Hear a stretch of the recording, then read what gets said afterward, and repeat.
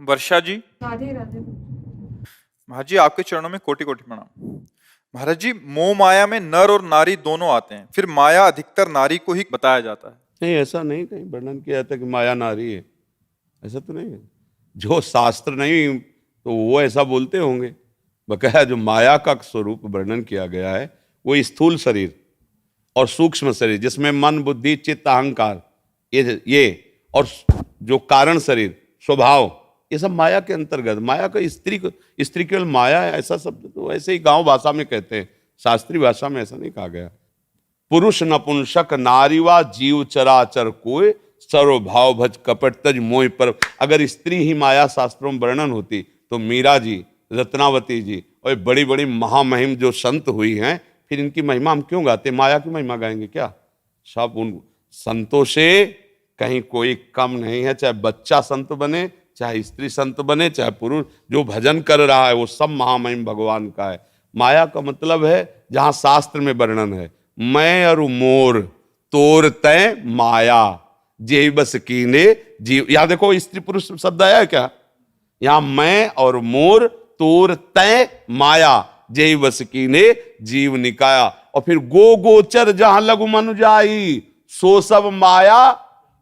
महाराज जी, एक जगह और सुनने में आता है औरत को नरक का द्वार भी कहा जाता है। महाराज जी, ये कथन भी औरत को नरक का द्वार नहीं कहा जाता, औरत को भोग बुद्धि से देखना नरक का द्वार है। समझ रहे? औरत का स्वरूप जो है वो हमारी माँ भी औरत है। अगर स्त्री स्वरूप है तो माँ भी है, मेरी बहन भी है, मेरी पुत्री भी है। भगवान कह रहे, भगवान की बात समझना। त्रिविधम नरकस्येदम द्वारन नाशन मात्मनः कामा क्रोधा तथा लोभा तस्मात् दैत्यम तजेत। ये तीन नरक के द्वार हैं, काम क्रोध लोभ। इसमें ना स्त्री वर्णन है पुरुष वर्णन है। अब जहां शास्त्रों में वर्णन की स्त्री को तुम नरक स्वरूप देखो, किसको? सन्यासी बैरागी को। समझ रहे? तुमने सन्यास लिया, वैराग्य लिया है, अगर तुम किसी स्त्री को भोग रूप देखते हो तो तुम्हारी दुर्गति हो जाएगी। जैसे नरक से भयभीत होता है जीव, ऐसे तुम भयभीत रहे, किसी स्त्री को भोग दृष्टि से मत देखना। ये तो बड़ी अच्छी बात है। हमारी माता दृष्टि होनी चाहिए, बहन दृष्टि होनी चाहिए, पुत्री दृष्टि होनी चाहिए कि भोग दृष्टि। देखो ना जो भोग दृष्टि किए राक्षस लोग कैसा बर्ताव माताओं बहनों से करते, भोगा मार के जला दिया, काट के फेंक दिया, ये भोग दृष्टि ही तो है।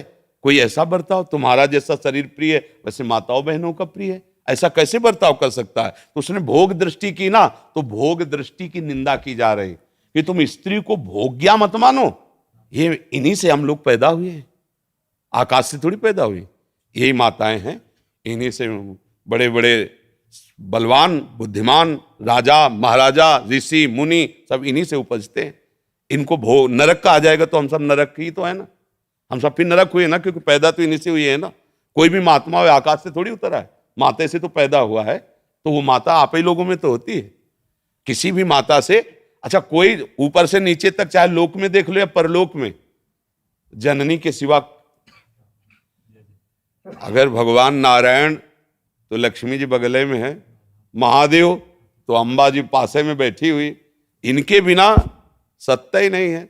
शक्ति के बिना अगर वो मात्रा ऐसे न चढ़े शक्ति की तो शिव को क्या बोलोगे? सौ। ये शक्ति ही शिव है। ऐसे ही तुम्हारे जीवन की एक साथी स्वरूप बन करके भगवान आए हैं, तुम्हें दुलार करने के लिए, तुम्हें सुख पहुंचाने के लिए।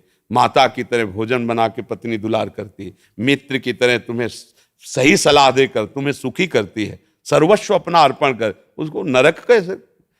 हाँ, अभी बताया कि जहां शास्त्र में लिखा उनके लिए। अब तुम वैराग्य ले लिए हो, सन्यास लिए हुए हो और माताओं बहनों को गंदी दृष्टि से देखोगे तो क्या होगा? इसीलिए कहा गया नरकस्य नारी। हम श्लोक भी पता है हमें, ऐसा नहीं कि पता नहीं। नरकस्य नारी नरक का स्वरूप है, ऐसा समझो। किसका? जो तुम भोग दृष्टि कर रहे हो। नहीं तो क्या शास्त्र आदेश करता है? जननी समझानो पर नारी। तुम्हें माता के समान देखना चाहिए। तुम भोग रूप देखते हो मतलब तुम स्वयं नरक के अधिकारी हो रहे हो, केवल देखने मात्र से। उसका भाव समझना। अब ऐसा नहीं कि शास्त्र नारी की निंदा करते हैं, नहीं। किसी भी बहन बेटी को तुम गंदी दृष्टि से देखो, तुम्हारा सम्मान होगा क्या? तो दृष्टि तुम अपनी बदलो। मतलब तुमने नारी की तरफ भोग दृष्टि से देखा, नरक के अधिकार तुम्हारे फिट हो गए।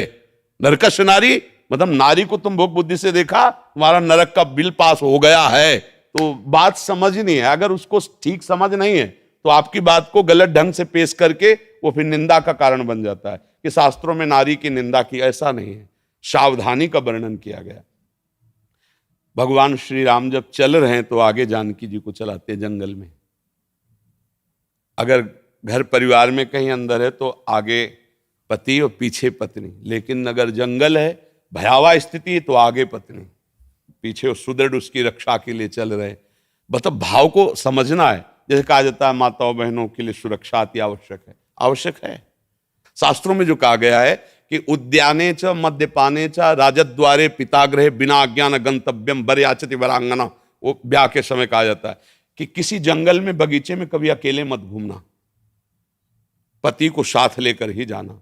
जहां कोई मदिरा पिए बैठे हो, गंदे लोग बैठे हो, वहां से अकेले मत जाना, किसी को साथ ले लेना।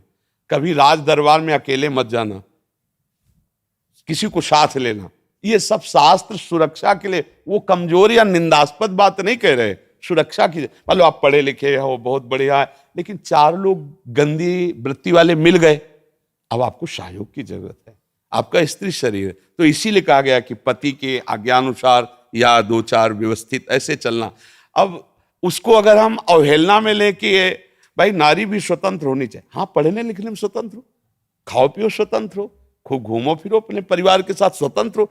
तो इसीलिए जो शास्त्रों में सावधानियां वर्णन वो गलत नहीं है, उनका अर्थ गलत करके आपको बताया जाए तो आपको लगेगा कि शास्त्रों में नारी की निंदा की जा रही।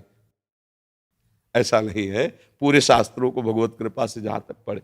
अब जैसे पुरुषों में सब ईमानदार थोड़ी होते हैं, ऐसे माताओं बहनों में सब अपने धर्म से चलने वाले थोड़ी होते हैं।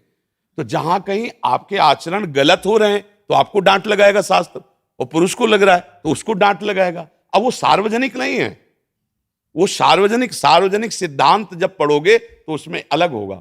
शास्त्र किसी एक का थोड़ी है, कानून अच्छा जब कानून है तो स्त्री पुरुष का कानून कोई भेद है? आप 302 करो तो आपके लिए छूट मिलेगी क्या? अगर फांसी की सजा है तो तुमको भी चढ़ा दिया जाएगा, आजीवन सजा तो तुमको भी मिल जाएगी यदि वयस्क हो। ऐसे ही शास्त्र का कानून है। तो इसलिए कभी ऐसा न सोचे कि शास्त्र मनमानी लिखे, कहीं भी संशय हो कभी भी आकर बात कर ली जाए। शास्त्र का ज्ञान होना चाहिए। अब मतलब कहा क्या जा रहा है उसको समझा जाए। अगर उसको केवल उतनी बात काट के, मान लो पूरी बात हम कह रहे, आप आगे की काट दो पीछे काट दो, बीच की वही बात ले लो, तो अब वो फिर कैसे समझ पाओगे? फिर लगेगा कि देखो कैसे निंदा कर रहे हैं। तो ऐसे ही जो निगेटिव प्रचार करते हैं वो उस बात को लेकर के निगेटिव फेंक दिया। उनको खुद अनुभव नहीं कि किस धरा से बोला जा रहा है। जब आप भजन करो, धरा में आओ, तो आपको भी शास्त्र ये किसी व्यक्ति के द्वारा लिखे हुए नहीं, ब्रह्मबोध संपन्न महापुरुषों के, जो भगवान को साक्षात देख रहे हैं वो लिख रहे हैं। और हम सब बच्चे हैं।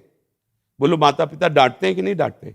तो हमारे शास्त्र पिता हैं, वो हमें आदेश करे ऐसे चलो ऐसे चलो, और उन्होंने हमें क्यों डांट? अब शास्त्र आज्ञा का उल्लंघन करो तो मनमानी आचरण, फिर तो आप कुछ भी बोलो, भगवान को गाली दो, बात अलग। शास्त्र कहीं भी गलत नहीं है। आप केवल शुद्ध भाव से आओ, प्रश्न करो, उसका उत्तर आपको समझने को मिल जाएगा।